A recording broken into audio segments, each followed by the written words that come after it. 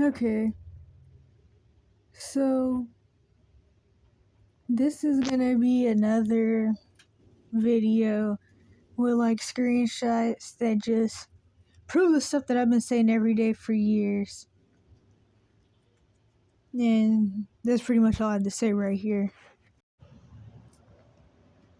Okay, so this is a boy who was left homeless at 16, the type of stuff that I mentioned in the Truth of the Homeless Population Part 1 video, where like a lot of people who are homeless have been homeless by themselves ever since they were somewhere from like 7 to 16.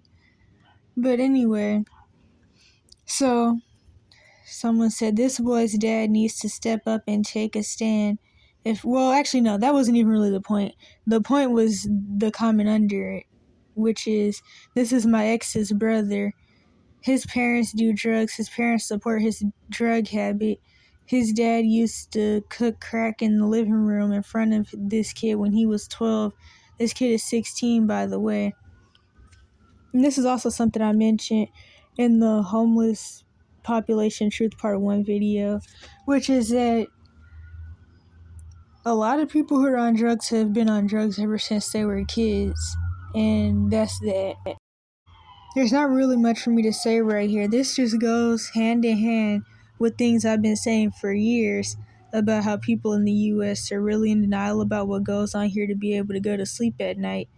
And also what I said in the videos about America's coming judgment, and specifically the part about like the judgment for all the different child abuse organizations, or the child abuse system, because really they all go hand in hand, which is why I broke down the Cash for Kids system a while back, and there's even still more branches that I didn't mention.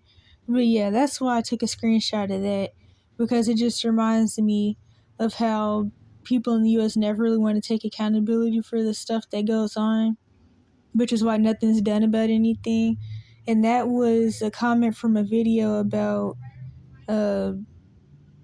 I don't even really remember exactly what happened, but I think that was a video where somebody left their baby laying in the middle of the street. But no, that was another video. In the baby in the middle of the street video, somebody was like, America is a stage of psychopaths. So no, that was another one. I don't even really remember what happened, but it was some child abuse thing. Okay, I think this is from the same video, but I don't really remember. But I'm gonna look for it. But anyway, I had a neighbor like this. Police did absolutely nothing. Everything from letting her pit bulls run the streets to letting her children play in the park by themselves and almost get kidnapped. Beating her son for dropping a grocery bag, breaking a jar of pickles, kids with dirty clothes, not running from their nose, no coats, barely speak English, talking like slaves from a plantation, kids miss school all the time. I had a neighbor tell me he came home one day and she was standing at her front door naked one day. Another said the same thing months later. Then I experienced it one day. I decided to drive right by my house and go out for dinner. She had 3 pit bull puppies stolen one after another and a little lap dog, one she left chained up when she left it in the backyard with no water or food, no shelter. When she left, the house was full of trash, literal trash. Animal control would not do anything about the dogs, and this is St. Louis County. And this reminds me of when I was living with my relatives still, and they were doing house hunting. Oh dang, wait a minute, I'm running out of recording time. Okay, this reminds me of when I was living with my relatives still, and they were doing house hunting. And a lot of the houses we went in had signs that there was obviously like some crazy abuse going on. There were houses we went in that stunk like really, really bad, and there was animal feces, maybe even human feces from like child neglect all over the floor. And then the closets had holes in the walls, and really the whole house had holes in the walls. One closet had blood or something all on the walls. It was honestly really crazy. It's really obvious that these people get evicted because they get so many reports and police calls on them for like different stuff that they do to the neighbors. But of course, nothing never happens to like help the kids out. because the rent people or whatever they're called, they just want to keep getting money. They don't want people to move out because of one person, so they evict the abusive family, but nobody checks on the kids, and then they move, and there's so many signs that all types of stuff is going on in the house. And this comment from the same video says, same here. We had a neighbor that would make their kids dig in front of their house past 12 a.m. on school nights. I tried to have my brother talk to them. They would not speak to us. We've called cops so many times, nothing would ever happen. And that's how things go, because for one, the police may even tell you that they don't really feel like it's their job to do anything. It's CPS's job. And as you may know, CPS is a child trafficking organization, and there is no system put in place to help anyone anyway. And then another thing that I'll screenshot this for is the dog comment. I really don't like how people are always saying screw them kids and all that stuff, and people don't care about kids or really other humans in general, but yet people care about animals so much. And that goes along with a lot of things that I mentioned in other videos before, like how white supremacists, they cared about dogs and pets and stuff, but they didn't mind hanging other people from trees. And then that goes along with like people, well, not it goes along with, but another thing is people who are really, really broken, and they have so much trauma revolving around people to where they don't like or trust other people, and all they care about is me and my pets. And there's a lot of people like that. And funny thing is, they're abusive to their own pets anyway, but that's another story. And it's like they're letting their trauma make them anti-human, and it's like people don't care about people basically. These were comments off of a video about some kid who went to jail for bringing a knife to school, or they ended up stabbing a student or something because they were getting jumped. And so there's something that the comments made me realize, which I'm about to read them. This 14-year-old student was attacked by what appears to be 5 other students. He is very likely only alive because he had a knife to defend himself. Better would be to charge the other kids with attempted murder. This was clearly a self-defense situation. And the other person said, I worked as a juvenile detention officer for some time. The majority of the youth who came to the facility with weapon or capital murder charges were usually the victims of some type of bullying. And then that's the thing. These kids that are getting bullied are commonly already in a pretty bad predicament or mindset, because like usually when people are getting bullied, they're getting bullied for their trauma symptoms anyway, or because of their anointing, which usually anointed or prophetic people or grow up in like messed up family systems anyway, so still pretty much getting bullied for their trauma symptoms and not even just them being special. And so anyway, how that goes is that they already have like a short threshold for dealing with any more bull crap, because they already have to go through so much bull crap at home with their relatives. Kind of like how things were when I was in that Jim Crow era special ed self-confined placement, where the staff were all really abusive and manipulative, and it's like I didn't really know how much longer I could deal with their crap, because dealing with them was like a second at home. And so yeah,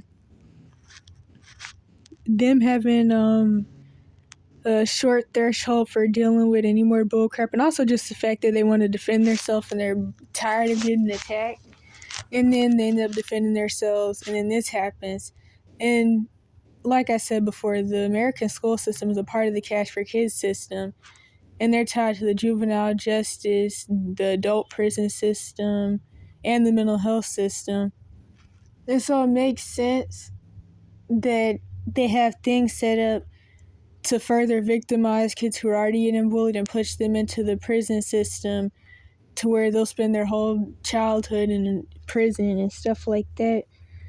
And there's a lot more I could say about that, to be honest. Honestly, something else that I could say is that it seems like schools want people to end up getting killed or commit suicide because of things that go on in there. That's really what it seems like. And yeah, I don't really know what else to say, but that's something I've been thinking about for like a while. It seems like they want people to end up dying due to something revolving around either school staff or other students. How's defending yourself when 6 people are trying to kill you or beat your brains out of your head murder? That's a failure of the school, of the law, and of the county. I'm absolutely disgusted by what has happened in this country lately.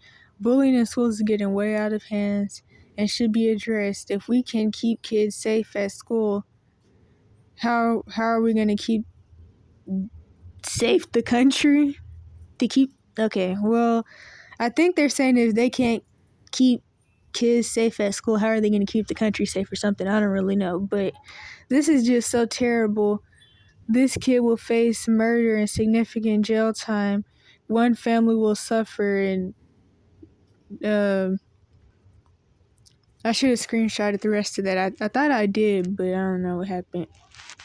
Okay, so this is from some video that was by someone with autism that was talking about how people accuse him of faking it because they don't seem autistic or something like that. I think that's what this was a video about. And so I screenshotted it because of this comment. Had a specialist in adult autism tell me I couldn't possibly be autistic because I have empathy. People really don't know anything. And the reason I screenshotted this is because I specifically remember way before I moved in with my mom and the whole munchausen stuff started. I specifically remember that when I would hear about autism, it was always basically seen the same as being a psychopath or sociopath or whatever, those types of terms. It was always seen the same as that. You always heard that they didn't have empathy and that they didn't like anybody and that they were homicidal and all that mess. And it's like what autism was being described as then, and that was in like the 2010s, I'm pretty sure, is really, well, the early 2010s, it's really different from what it's being described as now. And that's just one reason why I really don't even get why people even want these labels or want to accept any of these labels, because it's like, it's all just a money scheme to profit off of people's trauma, and in this case, even things that like can happen due to stuff that's put in the food and other things that I really can't say because then this video will get taken down. But that's all it really is. And it's like, I mean, mental illnesses or mental labels even have months. I'm pretty sure there's autism month, their season or something like that, where these medical professionals use it as a marketing scheme, and then people sell stuff for it and all that. And this is exactly why I tell people, for one, there's no real test for any of these labels.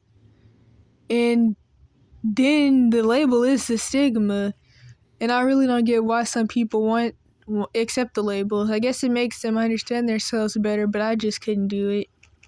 And I don't know if I said this or not, but another thing that I really was supposed to say is that when you accept the label and you identify as a label, when the label's meaning changes, you change, because it's already a known fact that once somebody receives a diagnosis, they actually get worse to try to fit the symptoms of the diagnosis. So it's like, if the doctors were to start saying tomorrow that autism is like bipolar disorder or something, you're going to start acting like that to fit the criteria because you've been made to believe autism is who you are. And it's like, people don't even say they have something, they say they are something, and they see these labels as themselves, and these labels really destroy the chances of them having any type of self, really. Okay, so there's not really much I have to say about this, but this just goes along with how it's really hard to get doctors to diagnose you with anything that you actually have. And it's like they purposely wait till you're in hospice on your deathbed to diagnose you with something. And this isn't like all fields, really. My father died from bacterial meningitis at age 39. The PAR, I don't know what that is. Wait, no, the PA at the ER sent him home. The MD in charge realized the error later, but it was too late. And I hear stories of people going to the ER or to the hospital or doctors over and over again just to be sent home all the time, and then they end up either dying or getting really, really sick. And I feel like it's all done on purpose. This just goes along with how gender confusion and all adverse sexual attractions come from trauma, but of course, it's been turned into a marketing scheme and a really big agenda in the mental health system and even the school system. One, because of the whole communist society agenda, which I already have a video about, and also the fact that the school system and the mental health system is based off of child molester philosophies and theology. So of course they're going to push sexual agendas on the kids anyway. I have read somewhere of a girl's experience with sexual assault, her path to transition and eventual detransition. She was sexually assaulted by her stepdad, which made her view her body as a target for male sex offenders and abusers and as a liability. She had difficulty interacting with boys as a young woman as she felt threatened that if she's seen as a girl, they'll harass and rape her. This even goes along with the whole feminist thing, although that started off really for a lot of racial reasons, especially when it came to the whole civil rights thing, and then to get quote-unquote black women to push their men out the home for government welfare, and that all went really, really left. But aside from that part, it also has a lot to do with traumatized women who hate men and are scared of them, so they feel like they have to be a man or be over them to not be assaulted again. And of course, something that I've mentioned before in one of these videos is that another thing is that if you have to be worried about getting harassed and attacked and assaulted every time you leave your house, that's just a sign that you live in a fallen society in general, and not even just a sign that men are bad. This goes hand in hand with things I always say about how the Cash for Kids system works. And something that I noticed, and I'm pretty sure I mentioned in a couple videos already, is that adult child molesters seem to never go to jail or even get charged. And if they do go to jail, they're in there for like 3 months, if anything.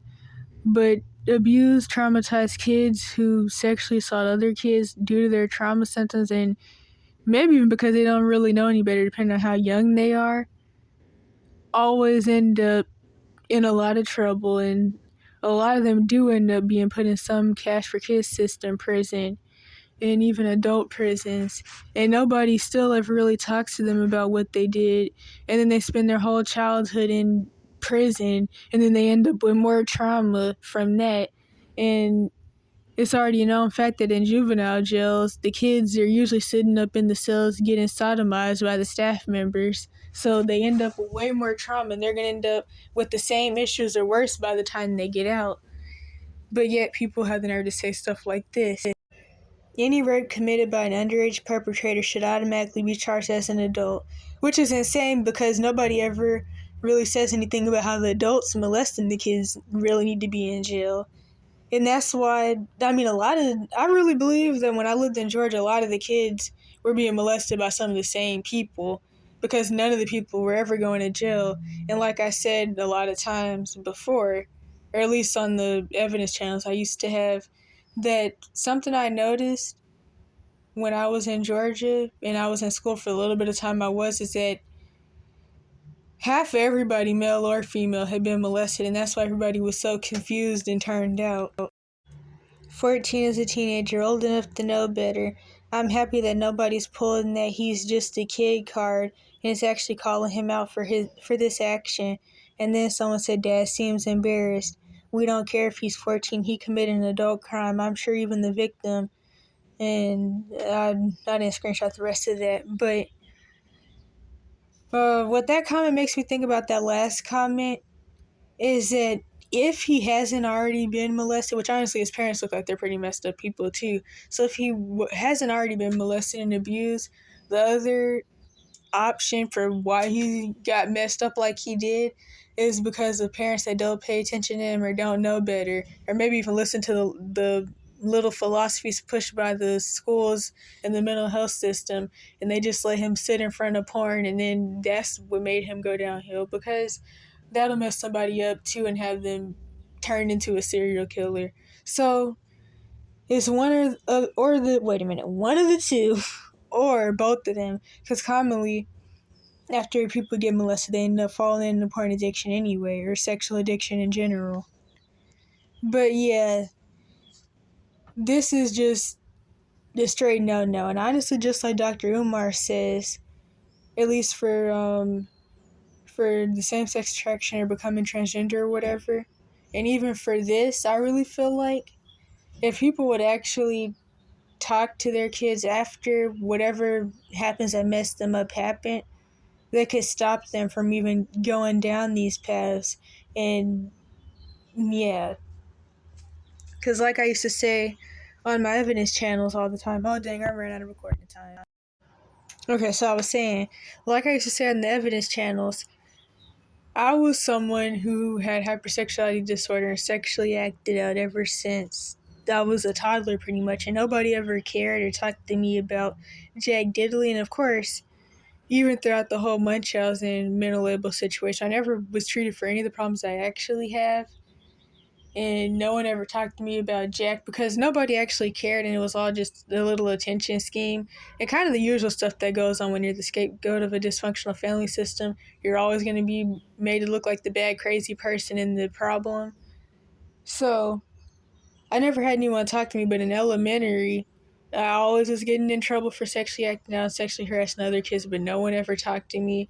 I didn't even really think anybody talked to other kids, and that's something that I noticed. It's like, even when someone does end up going to jail, nobody talks to the kid perpetrator, and nobody really talks to the other kids that were affected either. And then it can become like a never-ending cycle because no one's explaining jack. So yeah. My buddy in the Marines had it. Be up in the middle of the night looking like he was possessed and weird contortions. Then he would just walk into stuff all the time and smell perfume everywhere. Once he was on meds, he was like everyone else, rural Minnesota fisherman type. Still go fishing with him sometimes. You would never know unless he came off them.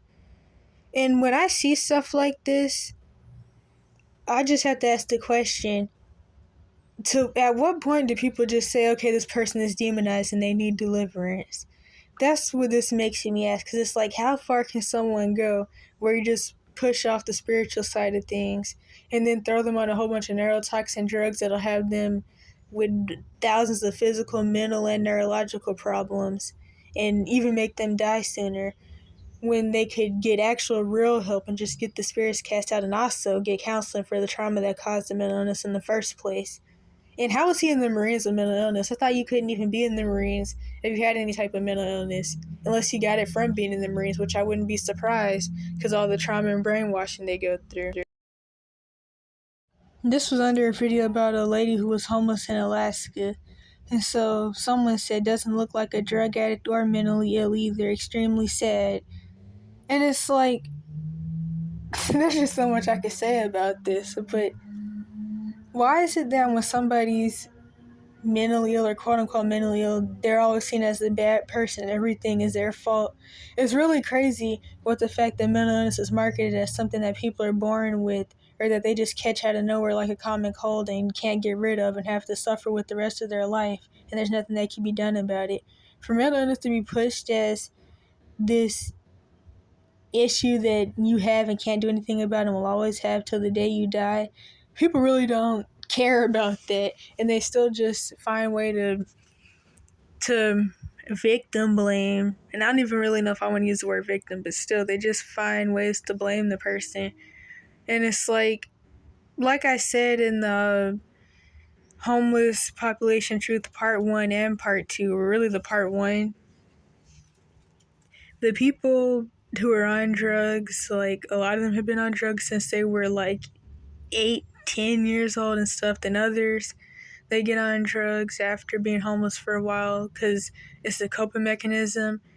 And it's really just a crazy comment, because with the trauma of being homeless and the trauma of not having anybody, you're going to eventually become mentally ill anyway, because mental illness is trauma.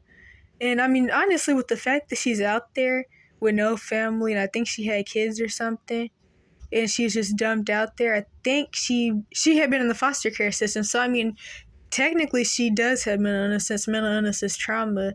And with the fact that she went through all the trauma of the foster care system and then being dumped out homeless at 18 and then still being out there whatever age she was in that video, she actually does have mental illness. But I guess since it doesn't seem that bad and it's not like showing in that specific video, the person feels like she's better than other people. It's really hard to explain, but it's just really, really stupid and weird that people do this.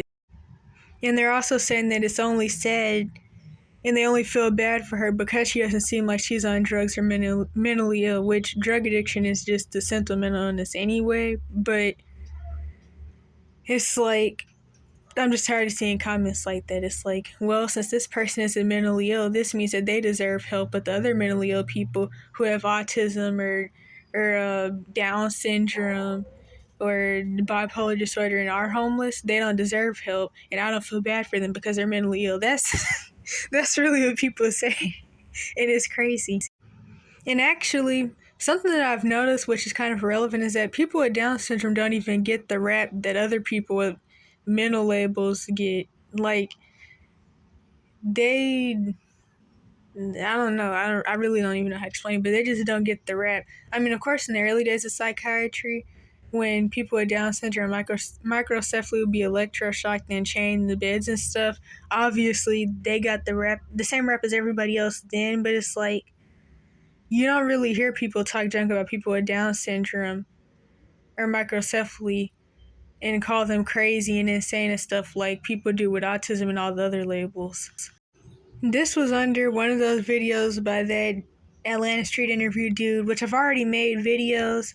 I've actually made reaction videos to him constantly exploiting this particular boy that he started exploiting when he was like 19, who's honestly seemed to be almost getting sex trafficked or something by some weird people. But under one of the videos, in fact, I don't even know if this is the same video. I think this might have been about some other person that the dude was exploiting. But okay, wait a minute. Okay, I ran out of recording time. But anyway, the person said, you need to go on Steve Wilkos' show with Yanni and let Steve ask you why you always ask your interviewees if they've ever been sexually abused and you want them to share their past with you for $10. And we need to know why you bully your interviewees and why when the other YouTube confronts you, you manipulate the situation, act like you the one being bullied when actually you're reaping what you saw. But anyway, you're reaping what you sow. I can't even talk about how I type. Nothing changed. He still lies. He still uses. He's still bi. He's still a train wreck. It's crazy how people have the nerve to be talking. But anyway, so yeah, this was one of those videos about that same boy whose name was Josias or something like that. But yeah, so the second comment was talking junk about the boy. And it's like, I mean, if you really feel that way, why are you even watching the videos anyway?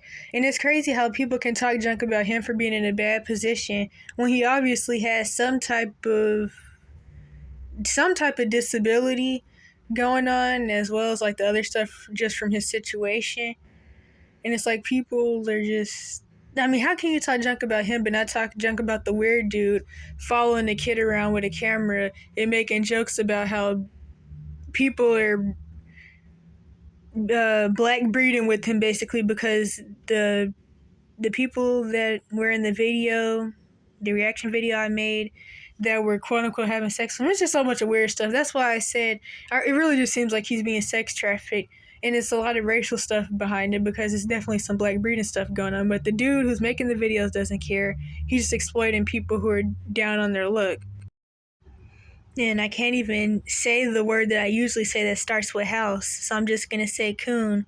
And so since the dude is a bootleg Freemason coon, of course he has the connections to get on Steve Wilkos and buddy with him.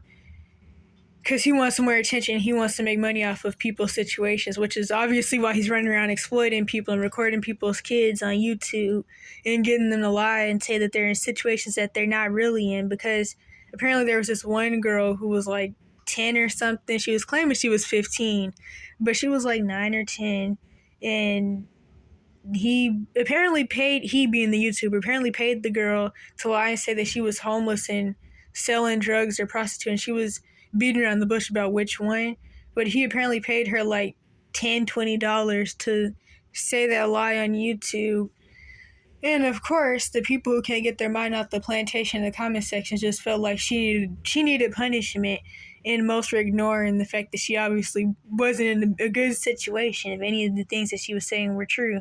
But somebody in the comment section said that it wasn't, and apparently there's been a lot of times where he's paid people to say that they were in situations that they aren't even in. I'm not even really going to read this because this is already 31 minutes and I don't even think I have enough storage space to like save and completely edit this video, but I just want to know how in the world you used to traffic kids. It only got 7 years. And this is something I talk about all the time.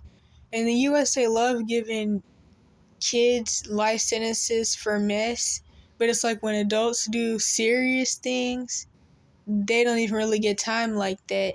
But yet I knew kids who got 5 years for stealing bags of chips. And I mean, I'm sure people like I don't even know what other examples to say, but basically kids always get these long crazy sentences where they spend their whole childhood locked up and even a lot of their adulthood, like into their 30s, 40s, for mess or for trauma symptoms. But yet he got 7 years for trafficking kids. I'm surprised he went to jail at all.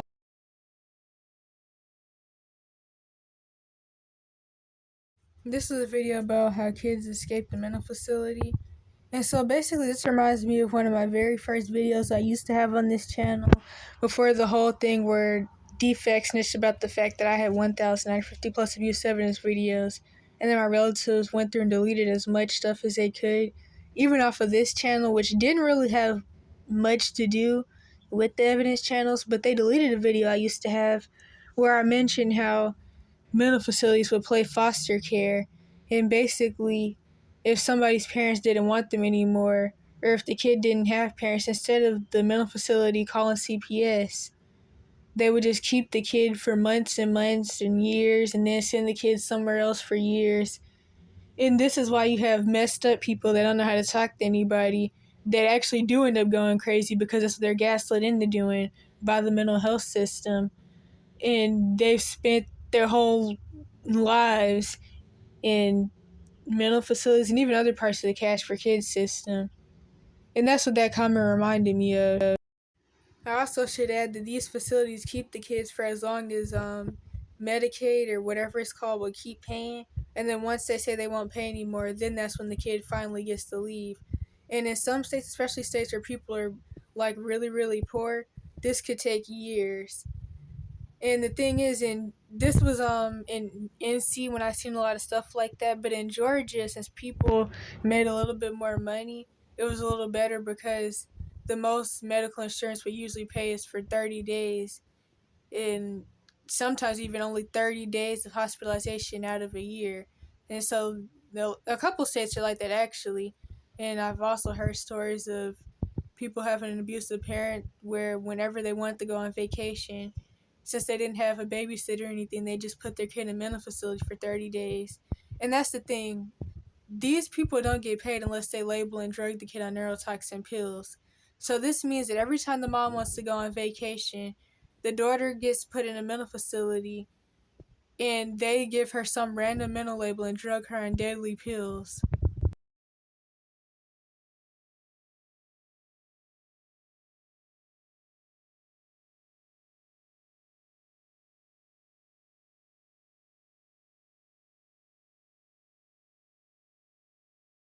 This goes along with the stuff I say about how people end up in the homeless community.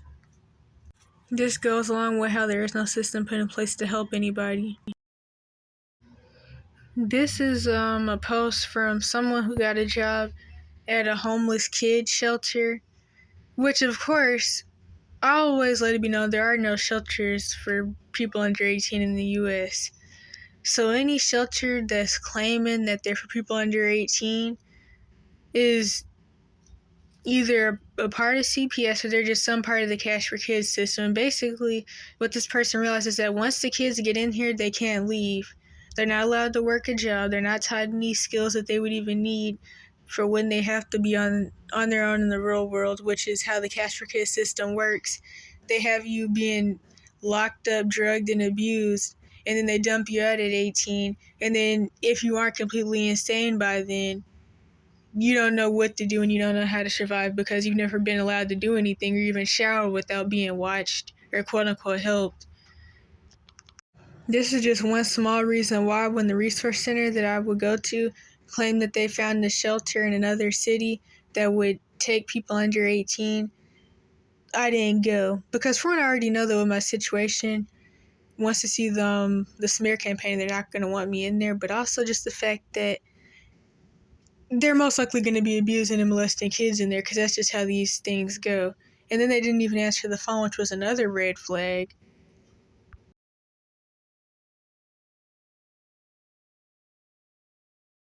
Someone who said they got similar health problems to me after the psychotropics. A comment from a video about something that recently went viral in the news.